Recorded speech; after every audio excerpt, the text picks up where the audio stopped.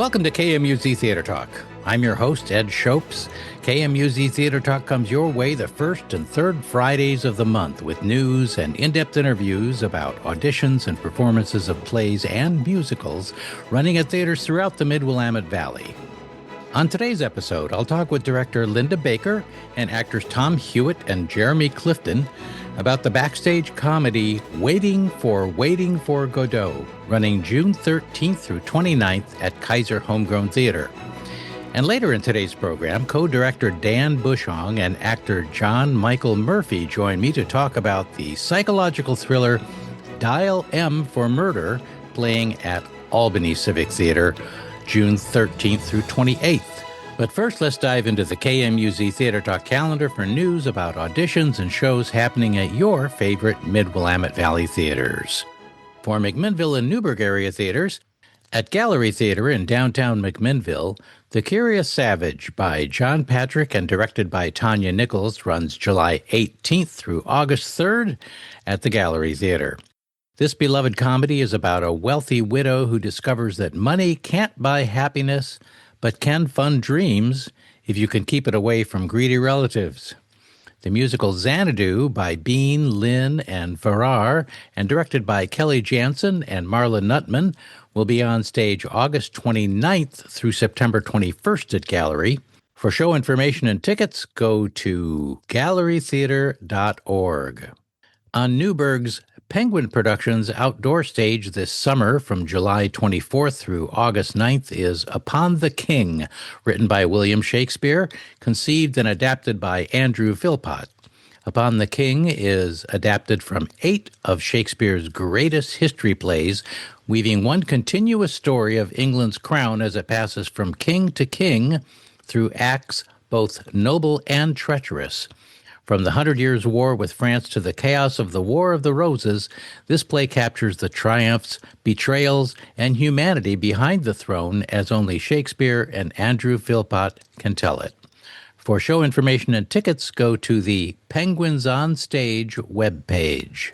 At the Greater Salem area theaters, see the Bridgetown Conservatory Salem Facebook page and the bridgetownconservatory.org website to sign up for triple threat classes and auditions, and for show information and tickets. At Keizer Homegrown Theatre, Waiting for Godot by Dave Hansen and directed by Linda Baker runs June 13th through 29th.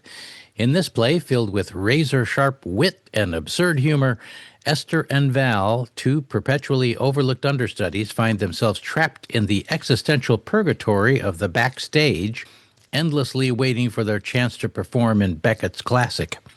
And as they bicker over art, life, and the elusive purpose of their existence, they unknowingly mirror the very play that they're meant to understudy.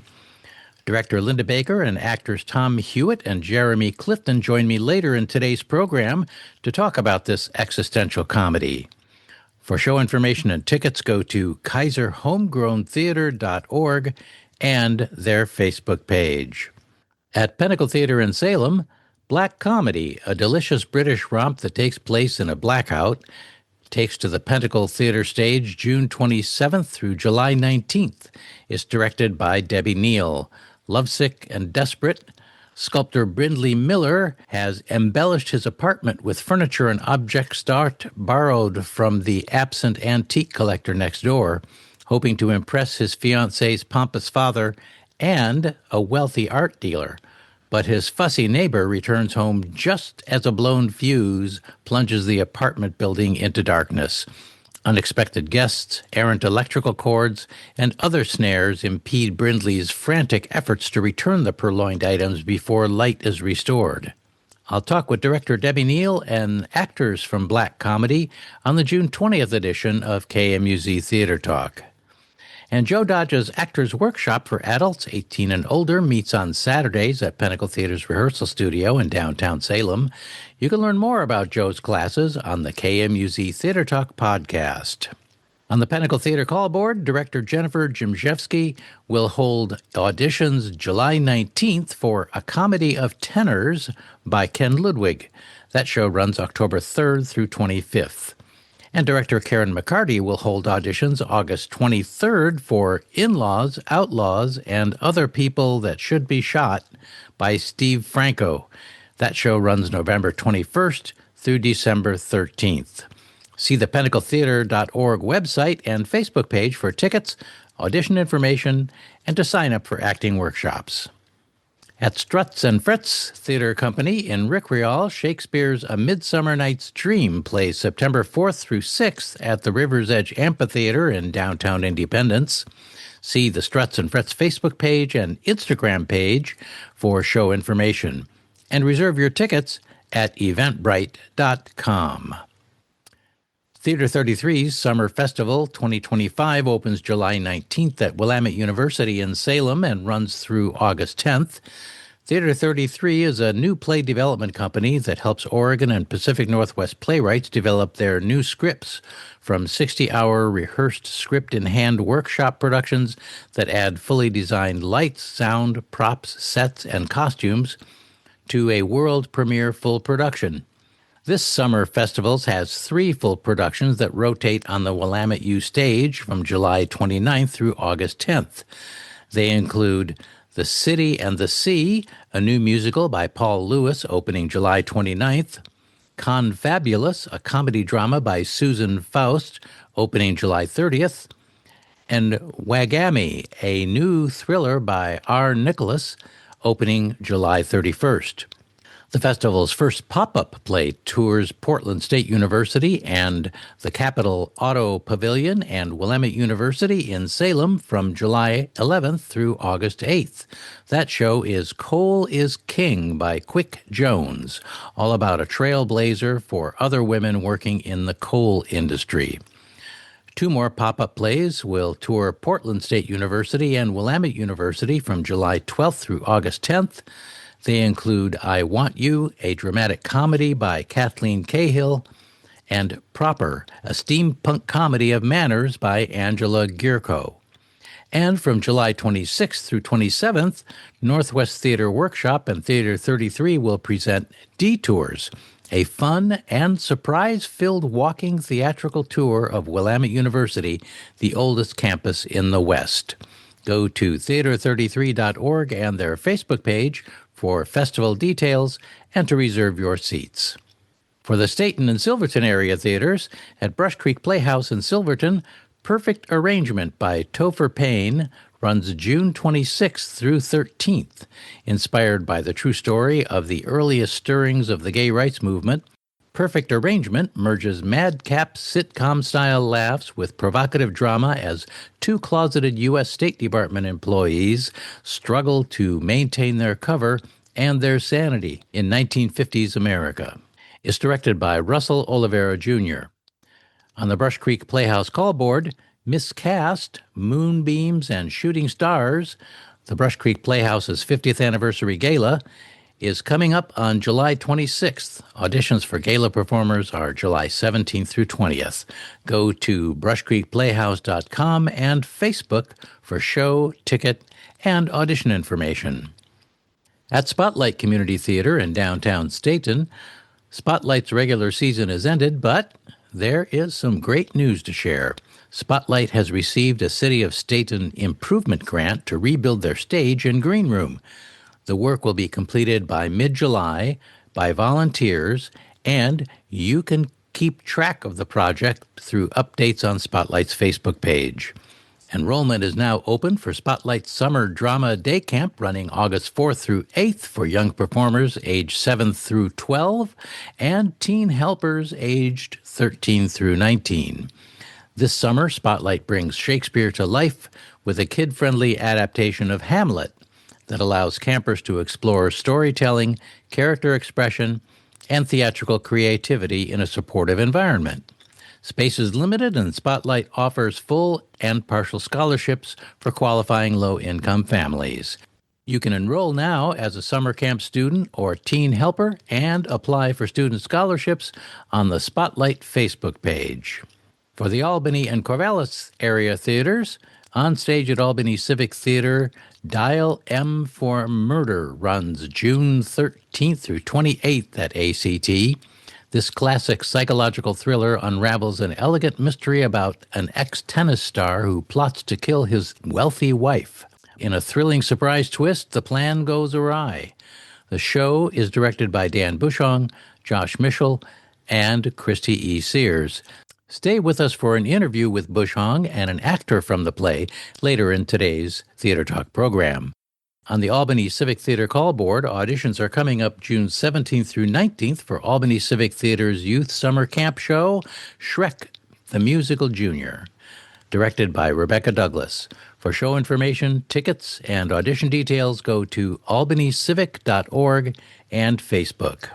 At the Mid-Valley Musical Theater in Albany, auditions for Walt Disney's Tarzan, the musical, with music by Phil Collins, are this weekend, June 7th and 8th. Performances are August 7th through 16th at the Albany Performing Arts Center. For show information, tickets, and audition details, go to mvmtheater.org and Facebook. At the Majestic Theater in Corvallis, As You Like It, Shakespeare's wonderful tale set in the Forest of Arden, will be on stage in the outdoor amphitheater at Bruce Starker Arts Park in Corvallis, July 12th and 13th. This family-friendly production features a fun cast of sassy clowns, melancholy lords, lovers in disguise, Twitter-pated shepherds, banished dukes, and even a wrestler. Children 12 and under get in free, and children's activities start at 5 p.m. and continue throughout the show, along with food and wine vendors on site. A pre-show concert and live music throughout the show from local folk Americana band The Flat Stanley Incident starts at 6 p.m. and As You Like It runs from 6:30 to 8 p.m. The show is directed by Harriet Owen Nixon. For show information and tickets, go to majestic.org. At the Mid-Valley Colleges and Universities, Chemeketa Community College's Theater Under the Stars presents Disney's Mary Poppins July 29th through August 7th at the Jerry Frank Amphitheater in Salem's Riverfront Park. The show is directed by Stephen Munshaw and choreographed by Christopher Dean. For more information, email smunshaw@chemeketa.edu or call 503-836-2266.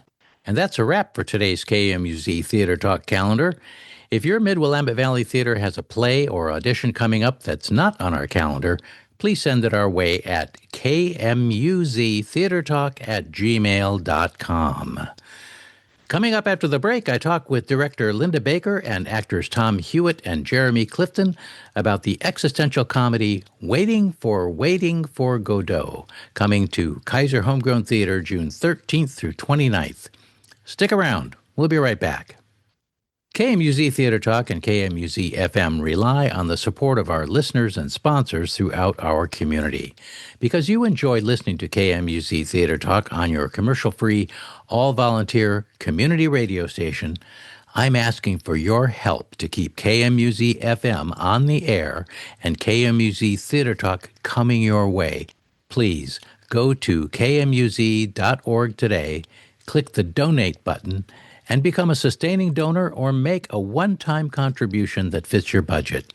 And thanks a million for your support. My next guests here on KMUZ Theater Talk are from Keizer Homegrown Theater. I have director Linda Baker, who's directing Waiting for Godot, and actors Tom Hewitt and Jeremy Clifton. Welcome to KMUZ Theater Talk, everyone. Thank you. Thank you for having us. Thank you. Linda, Waiting for Godot is well known by a lot of theater people and audience members. Beckett's classic has been around for almost a century now, and this version is a little bit different. Tell us about Waiting for Godot and how it differs from Beckett's classic. Thank you. I appreciate that because every time we tell people what we're doing, they say, that's a classic play, and it's definitely not the classic play. This is the review from the New York Times when it first came out in 2013. Two understudies backstage waiting for their chance to go on. That is Dave Hansen's delectable Waiting for Godot. Essentially that. It is two understudies hanging out in that space backstage that I think every theater and And actually, every kitchen has, it's sort of the junk drawer of the theater where you keep things that you don't know exactly when you might need them, but if you do need them, you're really going to need them. They're essentially just waiting for their chance. And in the meantime, they inadvertently kind of mirror some of the things that happen in the play, but it's a lot funnier than Godot. Why choose this show for Keizer's current season? Fun fact, I was having a conversation online with my friend Patricia Wiley, who has directed a number of plays in Salem and then decided to move to Louisiana. We were talking about the season that I was building, and she was talking about this play. And she said that, and Tom Hewitt was really interested in it. And I thought, Tom Hewitt, and called him and said, hey, if I did Waiting for Godot, would you be in it? And he said, will you direct it? And who wouldn't direct Tom Hewitt? And that's how it started. Then I actually found the play, and it's just hysterical, and I loved it. It's very smart. After we had it all, after I had permission to produce it, I actually got to meet the playwright when I was in New York this December. So Patricia and I had drinks with Dave Hansen, the playwright, and learned even more about its creation and how funny it could be. And the rest, as they say, is theater history. So your vision for this show must be an interesting one on the Keizer Homegrown stage. Tell me a little bit about that. Basically, our scenic designer, Nate Pierce, actually reached into my brain and defined the whole thing because he's creating a backstage space where things are just kept. And that's kind of the whole thing of this. These are two actors who want to be in the theater. Tom's character is the older actor who has been waiting for his break and perhaps deluding himself that it will someday come. And then Jeremy is the younger, not so experienced actor who listens to Tom and I think believes him a whole bunch. But they've been sitting backstage waiting for so many days and so many hours, and Jeremy's been told the same stories over and over again. I think maybe he wonders if maybe this is really the thing for him. It's an interesting piece. It's like I said, it's hysterically funny. David Hansen, when he's not being a playwright, is a stand-up comedian and has been a writer for things like Saturday Night Live. So the jokes keep coming, and the trick is to keep it from being just a stand-up routine and make it a play about real people who have real feelings. Well, speaking of real people who have real feelings, Tom Hewitt, I'm interested to know what originally attracted you to this show. It was being considered at Verona Studio when they were still operating. And then when COVID happened and they moved out, it just kind of fell by the wayside. But I think it was probably Randall at Verona that lent me the script, and I honestly, I was never a fan of Waiting for Godot in all my theater classes in college where we had to analyze the heck out of it, and so a chance to parody it in a way was very enticing. Well, parody is one of Cupid's arrows of love for theater people, Yeah. because you really only parody something that you truly love. And Yeah. Beckett's Classic, it's a great show. It's not easily done. It's not done by the inexperienced. And when it is, it's not good. But a show like this, to skewer it, I think it's a really great idea. Tell me a little bit about your character, Tom, whose name is Esther. He is an aging actor whose career never quite took off, but he talks the talk and deliberates on everything and considers himself an expert in the field. But there are some real moments where you see that he really is coming to the realization that it's not going to happen. It's just a wonderful role. He's funny and he's heartbreaking at moments and he's ridiculous and he's old. As you know, Ed, my physical comedy days are over and I'm working opposite Jeremy, who's very fit and very athletic, and I'm trying to just not wince when I jump. And that's good. I'm pushing through I feel your pain. it. And Jeremy Clifton, your character's name is Val. A little bit about your character and his relationship with the older actor, Esther.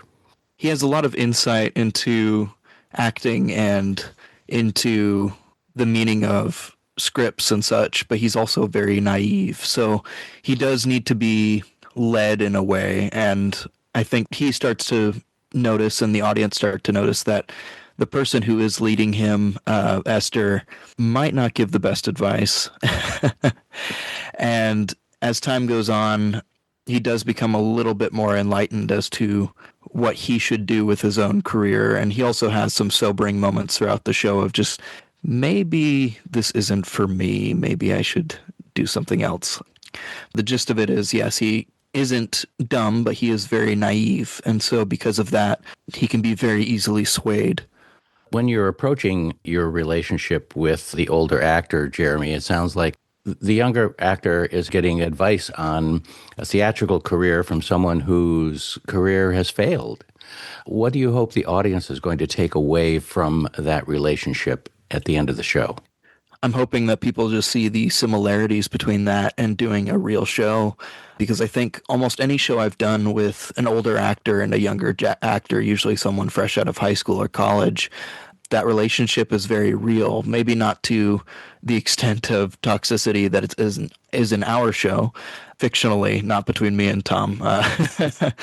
It is a very real relationship that I see happen very often, of kind of the older actor taking the younger actor under his wing. And I think I just want people to see the relatability of it. And I think a lot of the comedy would come from that. And Tom, your character, Esther, late in life, a lot of us have second thoughts about our career choices and the moments in our lives that we would have done differently. What does Esther hope to achieve, or does he have something he hopes to achieve in the advice he gives to this younger actor backstage? It's an interesting mentorship back and forth. And I think that Esther character really captures that transition we make in the middle of our lives from driven to success to driven to significance. And I think he doesn't have a legacy. It's almost like he's rushing to train Val. And there's a real relationship that builds. And I think it really captures the separate reality that theater is, and they're literally trapped in this room with nowhere to go and nothing to do. The show's in progress. You can hear it off in the distance. So I guess this is not their night. And this relationship builds. Well, Linda, when you create a backstage space, you reveal some of the magic of theater that people might not be aware of. What are some of the things about the set that you really, really like and you think are a good skewer of the craft of theater? Well, if you walk in, it kind of looks like a hot mess until you pay attention to what's happening. There's a row of doors in the back, very far back, and stacks of crates where, costumes are kept and costumes on racks. And in the ceiling, we are hanging a lot of practical lighting instruments, and some of them will be on, some of them won't. So it really does look like that place where you go when you're searching for the elusive thing you need to finish out your set. Is the fourth wall the back wall of the set or a wing for actors to enter, or how does that work visually? It's got entrances from other places, and there's one door onto the stage. And I think it's that room that's sometimes in some theaters just backstage, where you just shove everything that you haven't got a place for anyplace else that's convenient. You need it convenient to this. You need it convenient to the stage, but you don't necessarily plan to use it anytime soon. So that's why all the lighting instruments, all the practical lights, the chandelier and the lanterns and all of those are just hung in this room in case you need them. So it's a technical theater hell drawer. Yes, exactly. It's the technical theater junk drawer where you go, where if you can't find what you need, it's probably back there. As Tom was talking about, we were talking about skewering this particular life in the theater. I think it actually kind of shows you that particular love of actors and people who do theater, those people who have to do it so they can breathe. Esther's life has not always turned out, his theatrical life hasn't turned out the way he thought it would be, but I think he needs the theater in order to exist. And I think, those of us who do theater need that. That's part of that is the oxygen of our life. It's that love that we have that you just need to do it. Jeremy, there is a third character in this show who is the assistant stage manager. That's played by Mandy Thompson, and she is actually the assistant stage manager for the show at the same time. Tell me about Val and Esther's relationship with the assistant stage manager and why it's important to have the assistant stage manager in this production. First of all, I just want to say Mandy is wonderful. She couldn't be here today, but I just wanted to say that she is wonderful and she's doing a great job. When we started out, she was helping with scheduling and just trying to take notes and keep everything straightened out. And then eventually Becky said, "Do you just want to actually be the assistant stage manager for this show?" And so that's what ended up happening. With my character in particular, it almost feels like in the script he came in late because he doesn't even know who Laura, the assistant stage manager, is in the show. And so because of that, when she first comes in, he has no idea who she is. Esther, on the other hand, does have an idea of who she is, although he does mistake her for someone else at her entrance. And I think it's important for her to be in this show because it shows just how almost ridiculous the two of them are acting when they're backstage. It's almost like they have cabin fever, and this is their one person from the outside world who comes in and shows them, yeah, you guys are acting crazy. This isn't normal behavior. So these two characters kind of mirror the characters that they would play if they were on stage, right? Oh, yeah, absolutely. This is definitely kind of like a flipped mirror of Waiting for Godot. There's a lot of callbacks and references to the original show in the play.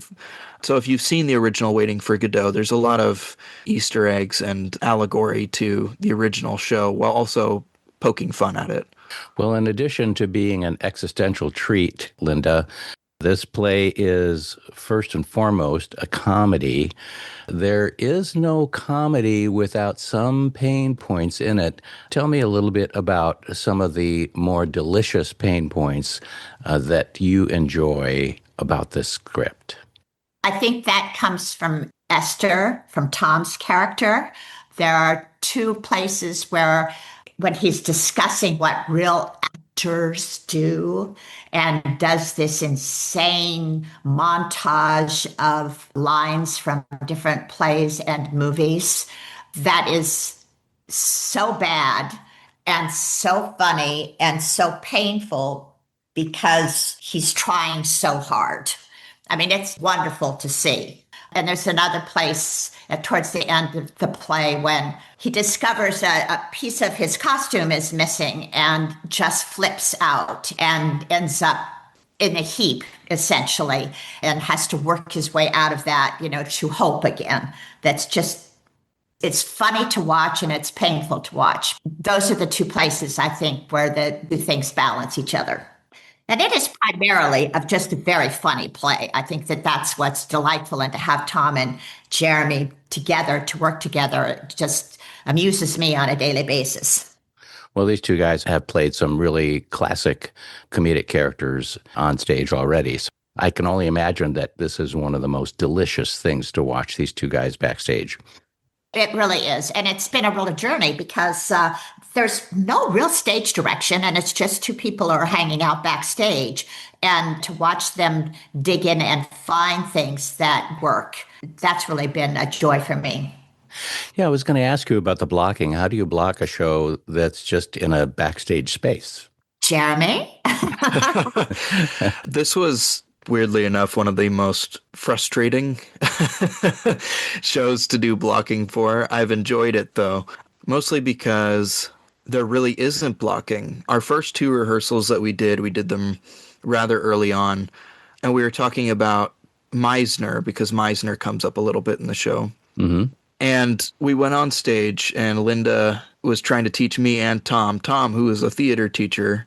She was trying to teach us the Meisner technique, and we both hated it. The repetition specifically. Yeah, the repetitions.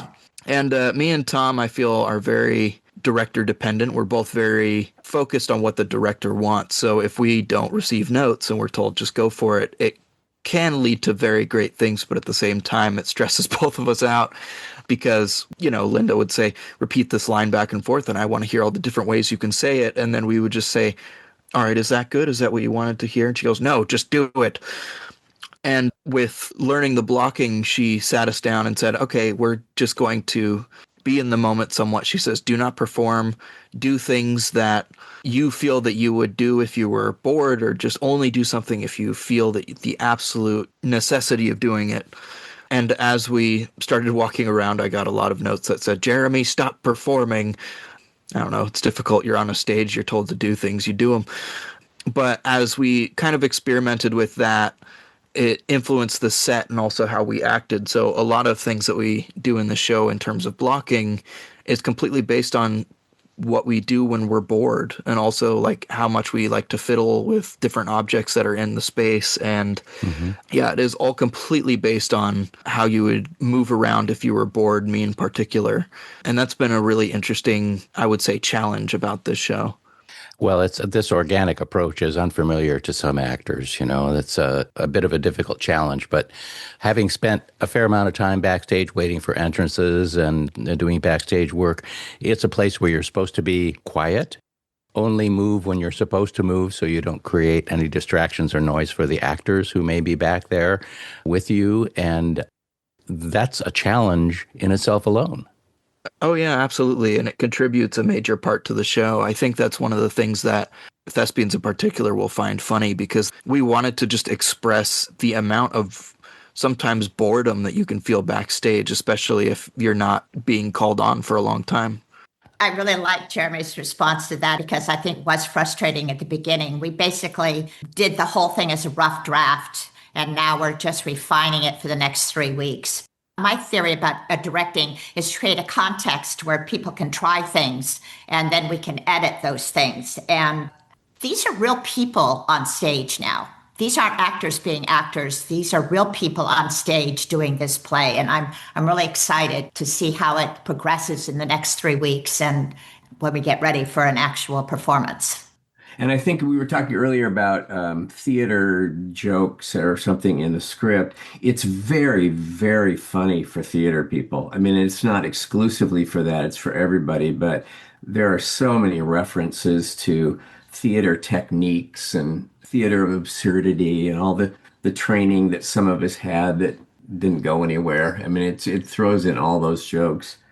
So it's a real peek backstage for audience members who aren't in the theater but love watching it. Yeah. Somebody yesterday said to me, I hear you're in Waiting for Guffman. And I don't know if your audience knows Waiting for Guffman, but possibly the funniest movie I've ever seen. And it has so many elements of that. Who knows, that could be Hanson's next show. That could be. Waiting for Godot is an existential comedy about an existential classic written by Dave Hansen, and it plays at Keizer Homegrown Theatre June 13th through 29th. You can get more information about the show and tickets at keizerhomegrowntheatre.org. This one's going to be a real treat, so do check it out, folks, at keizerhomegrowntheatre.org. I've been speaking with director Linda Baker and actors Tom Hewitt and Jeremy Clifton about this delicious comedy. It skewers a classic, but it's also relevant to the struggle that anyone has waiting for something that is not going to happen. Linda, Tom, and Jeremy, thank you so much for joining me here on KMUZ Theater Talk. It's been a pleasure. Thank you. Thanks, Ed. Thank you for having me. It's been a wonderful time. Coming up next, I'll talk with co-director Dan Bushong and actor John Michael Murphey from the classic thriller Dial M for Murder, playing at Albany Civic Theater June 13th through 28th. We'll be right back after this short break. Hi, it's Ed Shopes here, host of KMUZ Theater Talk. I know you love hearing about shows and auditions at your favorite Mid-Valley theaters, or you wouldn't be listening to KMUZ Theater Talk right now. And that's why I'm asking you to go to kmuz.org today and hit the donate button to support KMUZ Theater Talk and your all-volunteer, commercial-free, nonprofit community radio station. You can make a one-time donation or become a monthly sustaining donor, whatever fits your budget, at kmuz.org. And thanks a million for supporting KMUZ FM and KMUZ Theater Talk. We couldn't do it without you. My next guests on KMUZ Theater Talk are Dan Bushong, who is the co-director of Dial M for Murder at Albany Civic Theater that opens June 13th and plays through the 28th. And he's brought an actor with him, John Michael Murphey, who is playing Lesgate in the show. Thank you for joining me, guys. Welcome to KMUZ Theater Talk. Thank you. Thanks for having us. Dan, this is a pretty familiar show. Dial M for Murder may be more familiar to moviegoers than it is to theatergoers, although Dial M started as a play in London and worked its way to Broadway really quickly. Tell us a little bit about why you chose this play for Albany and how it differs from the film version. I originally kind of stumbled upon this play a number of years ago and just knew it from name value. And I knew that I was like, well, if I ever wanted to direct, I want to start with this show. So I did a bit of research. I read up on the play, really fell in love with it just from its writing. And then I followed it up by watching the movie and fell in love with it. And I'm not much of a 50s movie watcher. So when I watched the movie, I thought it was brilliant all around. So I knew that it was like, this was the right play that I wanted to jump into directing as like a start. And it's been a pretty easy play with a small cast. So that's always nice. We're trying to differ from the film. We want the actors to feel very creative with their decision making and such. So we're not following it super closely. Some stage blocking is kind of evidential to what they're talking about. So we kind of have to follow with some of that. But yeah, we're just trying to express more creative freedom with this play. So what do you mean by express more creative freedom with the play? We're trying to let the actors kind of make what they feel they would do as the characters in the situations given, and then just try to see if we can just alter it in small little and such. So we're trying not to be overburdening with the directing choices and such. Tell me a little bit about the plot. From what I recall, it is a pretty complicated little story. It's fairly straightforward in the primary objective, where ex-tennis star Tony Wendis is married to a wealthy individual who he's basically after her money. So he cuts up this elaborate plot to trick an old colleague of his into, like, not really trick, but more, I guess, blackmail is the right word, into murdering his wife to inherit her money. However, the plan does not go according to step-by-step plan. So then he kind of has to improvise in the second half. And there's police involved and shady characters from the past. This is a real delight for people sitting in the audience and trying to figure out who done it and why. Correct. I want to say that the whodunit is fairly straightforward throughout. It's just, how does Tony recover? How does he bounce back in his attempts to get his wife eliminated? It's a bit of a mind twist towards the end and such, but yes, there's a police officer who comes along in the second half to kind of investigate the murder scene, who then it starts getting pinned on the wife and such as just a straight up murder. So I don't want to spoil every little bit in detail. But again, there's a bit of plot twisting going on throughout between the murder scene all the way up to the end, really. It's a lot to process. Well, the one thing we do know is that the first step in the whole thing going awry is that the wife, the intended victim, is not murdered, in fact, and someone else is. So that's really what kicks off the whole plot of the show and all the machinations by the husband and others that are involved in this plot to make it happen. It kind of leaves a lot of suspense after the murder scene happens about what happens next, sort of thing. And then, Tony having to kind of realize what has happened. And, with the objective being known that he wants her gone, it's like, what does he do now? Well, John Michael Murphey, your character is Les Gate.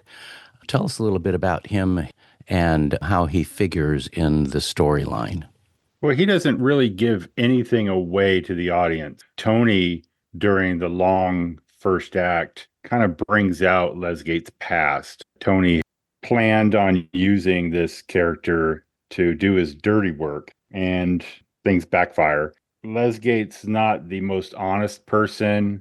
He attaches himself to wealthy women, kind of bleeds them dry, and Tony knows this, and he also knows a little secrets in his past, feeling that he can not so much blackmail him, but get him to agree to what Tony is planning for his wife.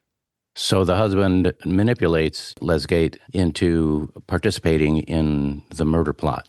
Yes and no. Lesgate is one of those characters that believes that he's the smartest person in the room, and Tony is also. So they play the cat and mouse game as, I'm going to one-up you. Nope. I've got you where I want you. No, you don't. But neither one is showing their hand. It's a fun scene, having the power dynamic change from line to line.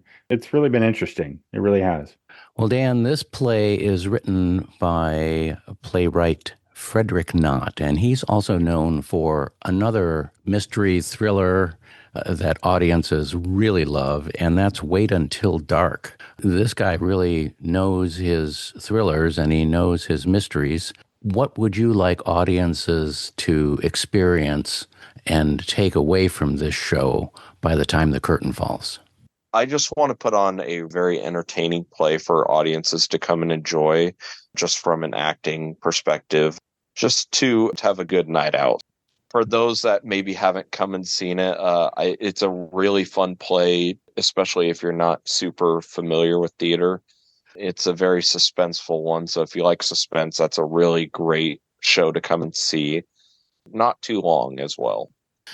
Well, folks, Dial M for Murder by playwright Frederick Knott runs at Albany Civic Theater June 13th through the 28th. It's directed by Dan Bushong, Josh Mitchell, and Christy Sears. And this psychological thriller unravels an elegant mystery about an ex-tennis star who plots to kill his wealthy wife. It's all for the money. Tony Wendis, who married his wife Margot for her money, is going to murder her for the same reason. Tony arranges for the perfect murder, but, it doesn't always work out the way you think it's going to. There's some surprises, there's turns in the plot, there's characters who reveal things that the audience needs to know. This is one night of delicious theater. You can get tickets at albanycivic.org. I've been talking with co-director Dan Bushong and actor John Michael Murphey about the show. Thank you very much, guys, for joining me here on KMUZ Theater Talk. Oh, thank you again for having us, for sure. Oh, thank you. Thank you.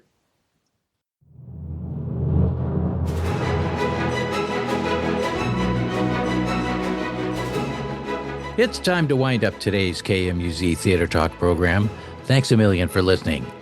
KMUZ Theater Talk comes your way at 9 a.m. the first and third Friday of the month on KMUZ at 100.7 and 88.5 FM.